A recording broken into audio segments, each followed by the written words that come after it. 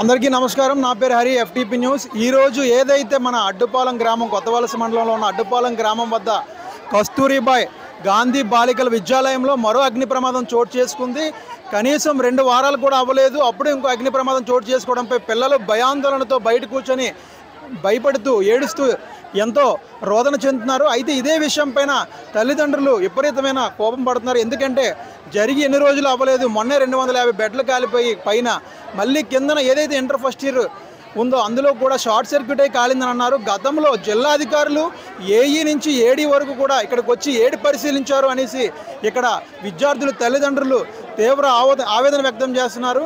ఎటువంటి చెకింగ్లు చేయకుండా, వైరింగ్ కూడా పర్ఫెక్ట్గా చేయకుండా షార్ట్ సర్క్యూట్లు అయిపోతే ఏదైతే ఇంటర్ ఫస్ట్ ఇయర్ విద్యార్థులు ప్రజెంట్ సాయంత్రం క్లాసులు బయట కూర్చొని చదువుకున్న పరిస్థితి ఉంది కాబట్టి సరిపోయింది.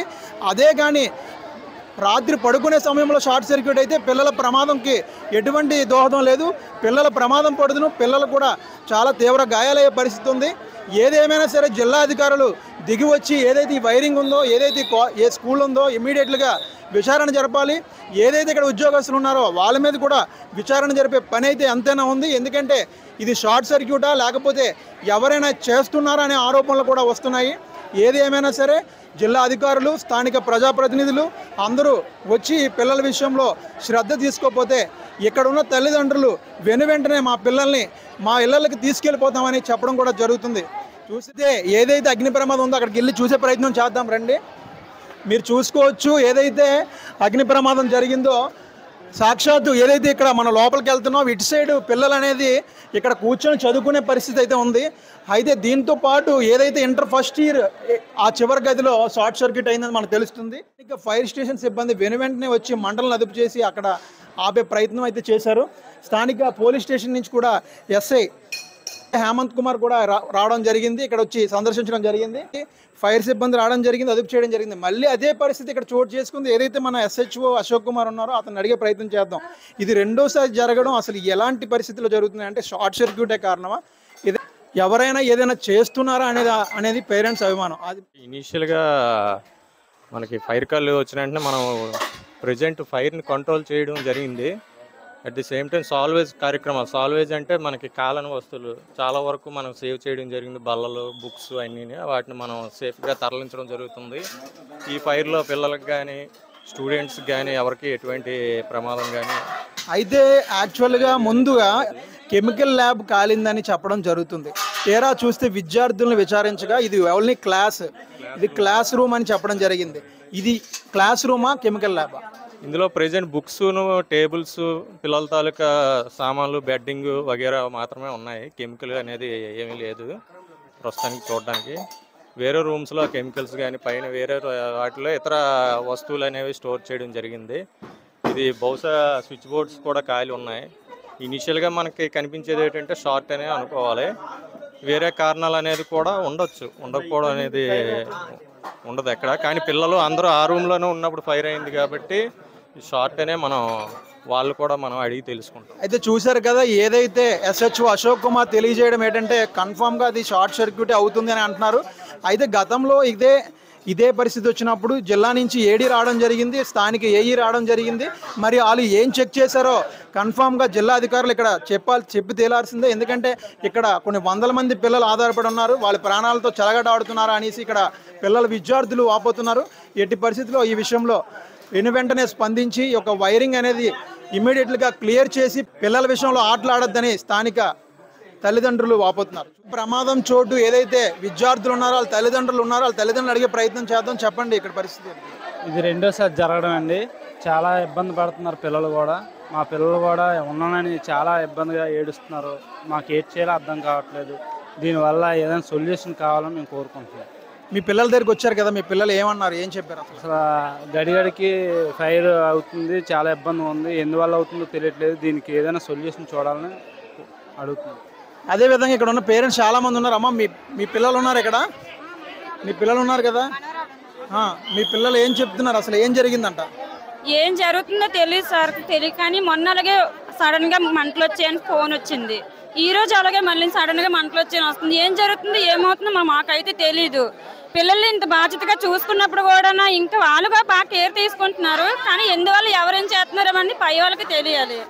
కానీ అది కొంచెం మీరు కేర్ తీసుకొని పిల్లలకి కొంచెం ప్రాణహాని లేకుండా అప్పచెప్తారని మేము ఆశించుతున్నాం.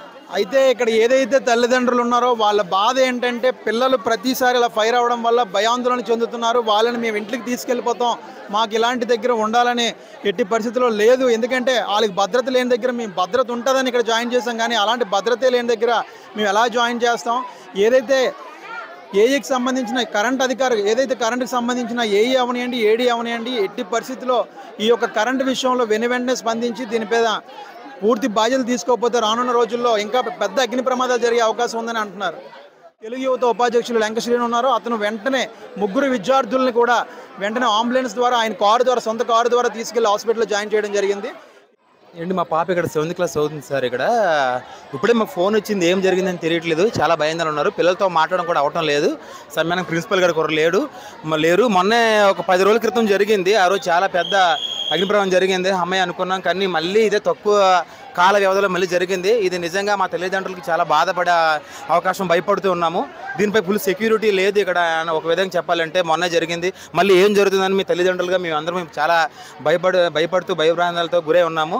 ఏదైనా సరే దీనికి పూర్తి పరిష్కారం చేస్తూ మంచి సంరక్షణలో ఉండే విధంగా పిల్లలు ఉండే విధంగా మా తల్లిదండ్రులకు ఆ విధమైనటువంటి గ్యారంటీ నమ్మకం కల్పించినంత వరకు ఈ స్కూల్ పట్ల అధికారులు అయితేనేమి లేదా స్థానికమైనటువంటి వ్యక్తులు అయితేనేమి ఎవరైనా సరే మంచి ఈ స్కూల్ గురించి ఆలోచన చేసి మంచి పునరుద్ధరణ చేసి మా పిల్లల్ని సేఫ్ సైడ్ ఉంచుతాం. లేదంటే మా పిల్లల్ని మాకు సురక్షితంగా లేరని పూర్తిగా నమ్మకంతో ఉన్నంత వరకు లేనంత వరకు మేము ఇక్కడ నుంచి మా పిల్లల్ని తీసుకెళ్ళిపోవడానికి, మా పిల్లలకి సురక్షితంగా లేరని ఒక భావనలోకి వచ్చాం. పిల్లలు ఉంటారు దినదిన గండంలో బతుకుతున్నాం. ఇక్కడ పిల్లలు ఇక్కడ వదిలేసి మేము చదివించుకోలేక ఇంకో విధంగా కాదు, పిల్లలు ఇక్కడ ఉంటే బాగా చదువుతారు అనేసి అని మేము ఇక్కడ అంత సేఫ్టీ లేకుండా ఉన్నారు. కావాలని ఎవరు చేస్తారో తెలియట్లేదు, లేకపోతే ఎందుకు ఇలా జరుగుతుందో ఈ నిర్లక్ష్యమో ప్రభుత్వ నిర్లక్ష్యమో ఏటనేది తెలియట్లేదు అసలు.